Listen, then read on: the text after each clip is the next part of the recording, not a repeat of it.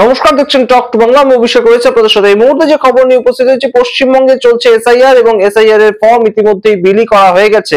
কিন্তু এই মুহূর্তে যে ছবিটা উঠে আসছে, ইলেকশন কমিশন অফ ইন্ডিয়া তাদের কোনোভাবেই একা একা কাজ করতে দিচ্ছে না তৃণমূল কংগ্রেস, এবং একদম ম্যান টু ম্যান তারা বিএলওর পেছন পেছন তৃণমূল কংগ্রেসের কর্মী সমর্থকরা যাচ্ছেন এবং বাড়ি বাড়ি যেখানেই বিএলওরা যাচ্ছেন তাদের কাজকর্ম সম্পূর্ণভাবে পর্যবেক্ষণে রাখছেন। এবং সেটাই কিন্তু এই মুহূর্তে একটা রাজনৈতিক পর্যবেক্ষকরা মনে করছে যে একদম সঠিক এই কাজটাই করা উচিত। তা না হলে তো বিহারের অবস্থা হবে।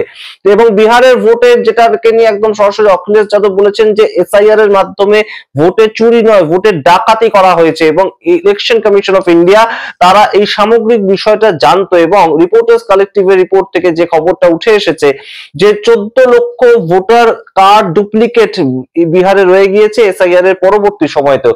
সেই ঘটনাটা যাতে আটকানো যায় বাংলাতে, সেই জন্যই কিন্তু তৃণমূল কংগ্রেস নেত্রী মমতা বন্দ্যোপাধ্যায় এবং অভিষেক বন্দ্যোপাধ্যায় গত 4 নভেম্বর রাস্তায় নেমেছিলেন। সেই রাস্তায় নামার যে ভিডিও আপনাদেরকে দেখিয়েছিলাম সরাসরি সেখান থেকে, এবং সেই রেড রোড থেকে জোড়াসাঁকো পর্যন্ত একদম মিছিল করে তিনি যেভাবে গিয়েছিলেন, এবং সেখানে একদম পরপর লাইন দিয়ে সমস্ত ধর্মগুরুরা ছিলেন। তার পরবর্তীতে মুখ্যমন্ত্রী মমতা বন্দ্যোপাধ্যায় ছিলেন, প্রায় 4 কিলোমিটার পদযাত্রা করেছিলেন, এবং তার পরবর্তীতে জোড়াসাঁকোতে গিয়ে 1 ঘন্টার বেশি তিনি বক্তব্য রেখেছিলেন সাধারণ মানুষকে উদ্দেশ্য করে। এবং তার যেটা বক্তব্য যে যোগ্য ভোটারদের নাম বাংলা থেকে বাদ দেওয়া যাবে না, এবং এসআইআর হোক, তাতে মৃত ভোটারদের নাম বাদ যাক, তাতে বিভিন্ন জায়গার যারা এক জায়গা থেকে আরেক জায়গায় চলে গিয়েছে সেই রকম ভোটারদের নাম বাদ যাক, কিন্তু কোনো মতেই যাতে যোগ্য ভোটারদের নাম বাদ না যায়। এবং অবশ্যই তার সঙ্গে বিভিন্ন জায়গায় যে হঠাৎ করে সংখ্যা বেড়ে যাওয়ার যে তথ্যটা, অর্থাৎ ইলেকশন কমিশন অফ ইন্ডিয়া বিহারের ক্ষেত্রে যেরকম সংখ্যা নিয়ে বিভিন্ন কারচুপির অভিযোগ তাদের বিরুদ্ধে উঠছে,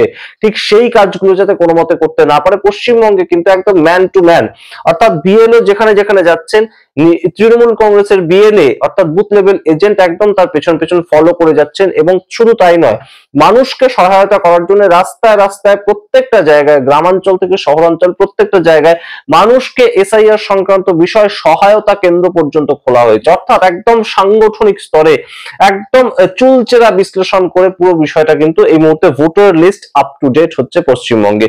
এবং তামিলনাড়ু এই মুহূর্তে এমকে স্ট্যালিন তাদের দলের পক্ষ থেকে সুপ্রিম কোর্টে পর্যন্ত নিয়ে গিয়েছেন এই এসআইআরটা এখন হচ্ছে। ভোটের ঠিক কয়েক মাস আগে এই মুহূর্তে এসআইআরটা হচ্ছে বলে, অনুষ্ঠিত হওয়া শুরু হয়েছে বলে। এবং তার সঙ্গে এই তামিলনাড়ুর সঙ্গে পার্টি হিসেবে কিন্তু পশ্চিমবঙ্গ যোগ দিয়েছে, সুপ্রিম কোর্টে তারাও গিয়েছে। সমস্তটা বলবো তার আগে অবশ্যই টক টু বাংলা ইউটিউব চ্যানেলটিকে সাবস্ক্রাইব করে নিন, এই ভিডিও দেখুন শেষ অবধি স্কিপ না করে। এই মুহূর্তে পশ্চিমবঙ্গে যেভাবে বিএলওরা কাজটা শুরু করেছেন, অলরেডি ফর্ম ডিস্ট্রিবিউশন হয়ে গিয়েছে প্রায়।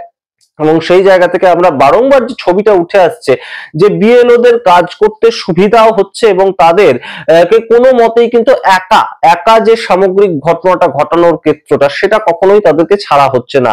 বাড়ি বাড়ি গিয়ে নিয়ে যাচ্ছেন কিন্তু একজন বিএলওকে, বিএলএ অন্তত তৃণমূল কংগ্রেসের কোনো না কোনো প্রতিনিধি তাদের সঙ্গে থাকছেন। এবং এই বিষয়টা সারা দেশের কাছে কিন্তু একটা অন্য ধরনের ছবি। অর্থাৎ বিহারে যখন এই বিএলও বিভিন্ন জায়গায় গিয়ে কাজকর্ম করছিল, আমরা বিভিন্ন ধরনের ছবি তখন আপনাদেরকে দেখিয়েছিলাম। বিএলও একটা জায়গাতে বসেছেন এবং সেখানে মানুষ এসে লাইন দিয়ে একদম এসআইআর এর ফর্ম নিচ্ছেন বা জমা দিচ্ছেন, কিন্তু পশ্চিমবঙ্গের ক্ষেত্রে সেই রকম ছবি কিন্তু নয়।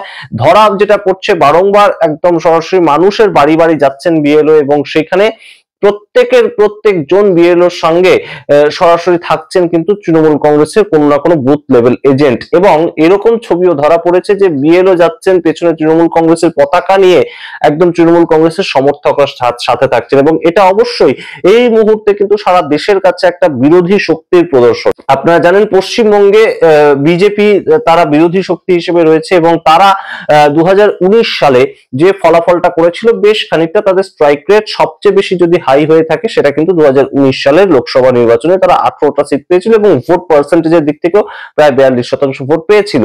কিন্তু তার পরবর্তীতে 2021 সাল 2024 সাল পর মুখ থুবড়ে পড়তে হয়েছে ভারতীয় জনতা পার্টিকে। এবং 2026 সালে ভারতীয় জনতা পার্টি জানে যে তারা যদি এবার অন্তত না আসতে পারে বা পশ্চিমবঙ্গে বিধানসভা নির্বাচনে জয় লাভ করতে না পারে, তাহলে তাদের কাছে লড়াইটা আর এই মুহূর্তে হাত থেকে বেরিয়ে যাবে।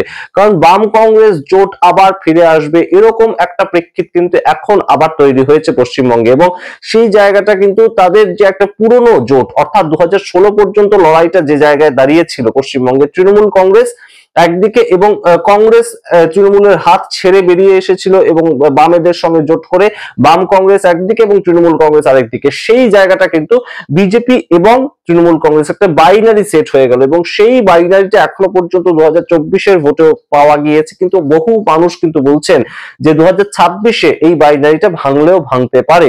কিন্তু বিজেপির হাত থেকে যদি এবারে এই 2026-এর লড়াইটা বেরিয়ে যায়, তাহলে কিন্তু আর অন্তত এই মুহূর্তে মুখ ঘুরিয়ে যে বিজেপি দাঁড়াতে পারবে বাংলায় অন্তত, সেটা আর হবে না। এই প্রেক্ষিতটা কিন্তু বহু মানুষই বুঝতে পারছেন, এবং সেই জায়গা থেকে তৃণমূল কংগ্রেস যে লড়াইটা লড়ছে সেটা কিন্তু অবশ্যই একটা নজির সৃষ্টি করার মতন লড়াই। প্রত্যেকজন বিএলও তো তারা যখনই মানুষের কাছে যাচ্ছেন, এসআইআর এর ফর্ম বিলি করছেন, তখন অবশ্যই তাদের সঙ্গে তাদের সহায়তা করার জন্য এবং তাদের উপর পর্যবেক্ষণ করার জন্য কিন্তু থাকছেন শাসক দলের কোনো না কোনো প্রার্থী কিংবা কোনো না কোনো সহায়ক একজন সমর্থক হলেও।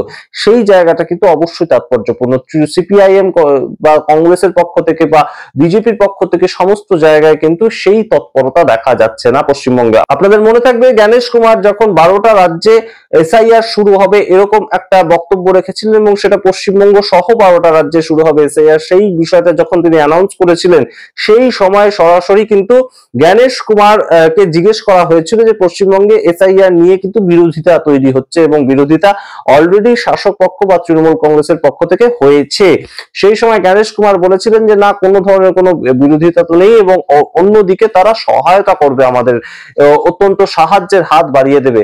সেই রকম ছবি কিন্তু সত্যি দেখা যাচ্ছে। তবে তাতে এসআইআর করে কতটা ঠিক কোন পার্টির লাভ হবে সেটা কিন্তু এই মুহূর্তে একটা প্রশ্ন চিহ্ন বটেই। বিজেপি যেভাবে এসআইআর এর পরবর্তী সময় হই হই করে জিতে গেল, একটা বিপুল পরিমাণ ব্যবধানে বিহারে জিতে গেল, সেটা শেষ পর্যন্ত পশ্চিমবঙ্গে সংগঠিত করতে পারবে কিনা একইভাবে এই প্রশ্ন থাকেই। এবং তার সঙ্গে গুরুত্বপূর্ণ যে বিষয়টা উঠে আসছে যে তামিলনাড়ু কিন্তু এম কে স্ট্যালিন ইতিমধ্যেই 42টা পার্টির সঙ্গে একত্রিত হয়ে মিটিং করেছেন, এবং মিটিং করে তিনি অলরেডি সুপ্রিম কোর্টে সেই কেসটা, অর্থাৎ এসআইআর যে এই মুহূর্তে হচ্ছে ঠিক ভোটের আগে, সেটাকে সরাসরি দাখিল করে দিয়েছেন, এবং সেই কেসে অন্যতম পার্টি কিন্তু পশ্চিমবঙ্গ হয়েছে, অর্থাৎ তৃণমূল কংগ্রেস হয়েছে। সেটা গুরুত্বপূর্ণ বিষয়। এই মুহূর্তে এসআইআর হচ্ছে বটে, তবে এসআইআরটা নিয়ে অবশ্যই গুরুত্বপূর্ণ কিছু শুনানি আমরা সামনেই দেখতে পাবো সুপ্রিম কোর্টে, যেটা তামিলনাড়ু এবং কেরালা এবং গোয়া বিভিন্ন রাজ্যে হচ্ছে এসআইআরটা ঠিক ভোট যখন আর কয়েক মাসের ব্যবধানে। সুতরাং সেই জায়গা থেকে এসআইআর কতটা গুরুত্বপূর্ণ এই মুহূর্তে, এবং এক মাসের মধ্যে এই এসআইআরটা করা সম্ভব কিনা আদৌ, যেটা ইলেকশন কমিশন অফ ইন্ডিয়া করছে, সেইটা নিয়ে সুপ্রিম কোর্টের কি মন্তব্য আপনাদের সামনে রাখবো। কিন্তু এই মুহূর্তে তৃণমূল কংগ্রেস অবশ্যই যে লড়াইটা লড়ছে, তৃণমূল কংগ্রেস নেত্রী মমতা বন্দ্যোপাধ্যায় তার নির্দেশ অনুযায়ী যেভাবে সহায়তা কেন্দ্র হয়েছে, সহায়তা কেন্দ্র বলতে বিভিন্ন জায়গায় একদম ফর্ম ফিল আপ করতে মানুষের অসুবিধা যাতে না হয়, কোনো মানুষের শুধুমাত্র ফর্ম ফিল আপের জন্য যাতে নামটা বাদ না চলে যায়, অর্থাৎ বহু মানুষ ফর্ম ফিল আপ নাই করতে পারেন, তারা বিভিন্ন জায়গায় অসুবিধা তৈরি হতেই পারে। বাবার নাম কোথায় দেওয়া হবে, আগের ভোটার লিস্টে পার্ট নাম্বার, সিরিয়াল নাম্বার সেগুলো কত ছিল, সেগুলো খুঁজে দেওয়ার কাজটা করছেন আরেকজন লিখে দিচ্ছেন। সেই কাজগুলো কিন্তু তৃণমূল কংগ্রেস বিভিন্ন জায়গায় ক্যাম্প খুলে করছে। অন্যান্য পার্টির পক্ষ থেকে বিভিন্ন জায়গায় এই ধরনের উদ্যোগ নেওয়া হয়েছে। সিপিআইএম এর পক্ষ থেকে পশ্চিমবঙ্গে বিভিন্ন জায়গায় সহায়তা কেন্দ্র খোলা হয়েছে। কিন্তু এই যে একদম ম্যান টু ম্যান, অর্থাৎ বিএলও যেখানেই যাচ্ছেন তার সঙ্গে বিএলএ হিসেবে সিপিআইএম এর কেউ না কেউ যাচ্ছেন, সেটা ছবিটা কিন্তু ধরা পড়ছে না। বিজেপির কেউ না কেউ যাচ্ছে, সেই ছবিটাও ধরা পড়ছে না। একমাত্র তৃণমূল কংগ্রেসের সাংগঠনিক স্তরে, একদম রীতিমতো বুথ লেভেল স্তরে সেই কর্মী তাদের সংগঠনটা রয়েছে, এবং সেইটা কিন্তু এই মুহূর্তে তারা সম্পূর্ণ কাজে লাগাচ্ছে, যাতে কোনো মতেই কোনো যোগ্য ভোটার, মমতা বন্দ্যোপাধ্যায়ের যেটা মূল বক্তব্য, যোগ্য ভোটার যাতে বাদ না যায় সেই দিক থেকে। এবং অবশ্যই বিরোধী শক্তি হিসাবে এটা কিন্তু একটা শিক্ষণীয় জায়গা।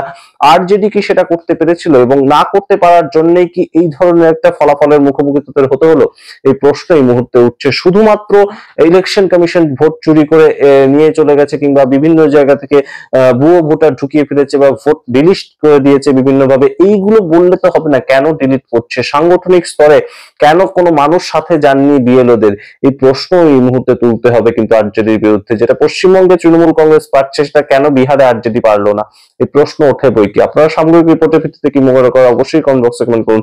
দেখতে থাকুন টক টু বাংলা। অবশ্যই টক টু বাংলা ইউটিউব চ্যানেলটিকে সাবস্ক্রাইব করে দিন। ধন্যবাদ।